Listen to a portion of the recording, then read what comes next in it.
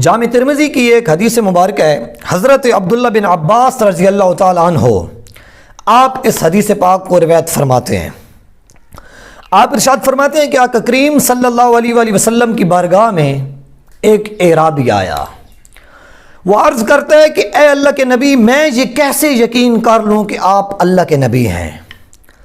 حضور نے ارشاد فرمایا کہ وہ جو کھجور کے اوپر خوشہ لٹک رہا ہے کھجور کا، اگر میں اس کو بلاؤں اور وہ میرے پاس آ جائے تو کیا تو میری نبوت کو تسلیم کر لے گا؟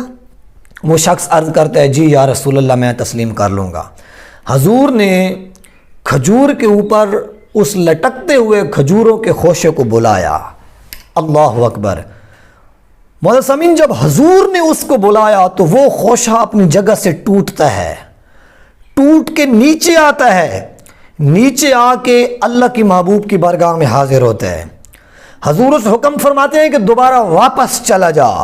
وہ خوشہ دوبارہ واپس جاتا ہے، جہاں سے ٹوٹا تھا وہیں جا کے پیوست ہو جاتا ہے۔ جب وہ اعرابی یہ منظر دیکھتا ہے تو آقا کریم صلی اللہ علیہ وآلہ وسلم کی بارگاہ میں عرض کرتا ہے یا رسول اللہ، مجھے کلمہ پڑھا کے مسلمان کر دیجئے۔ اللہ اکبر۔ یار کیسی شان ہے ہمارے آقا و مولا کی، کیسی شان ہے اللہ تعالیٰ کے پاک محبوب کی کہ حضور کی زبان کو پھل بھی سمجھتے ہیں، حضور کی زبان کو درخت بھی سمجھتے ہیں، حضور کی زبان پتھروں پر بھی اثر انداز ہوتی ہے۔ حضور جس چیز کو دعوت دے دیں وہی چیز حضور کے پاس چل کے آ جاتی ہے۔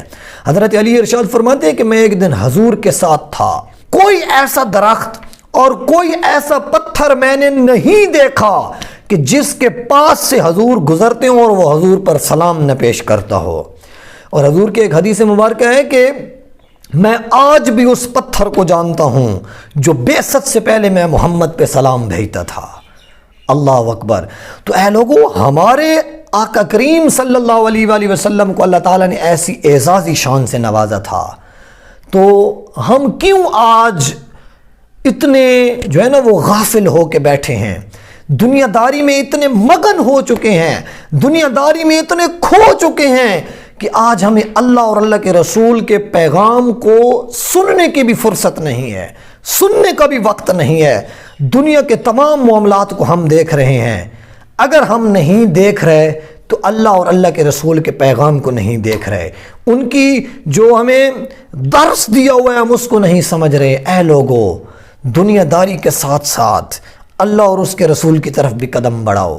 رب فرماتا ہے کہ اگر کوئی میری طرف چل کے آتا ہے تو میری رحمت اس کی طرف دوڑ کے آتی ہے۔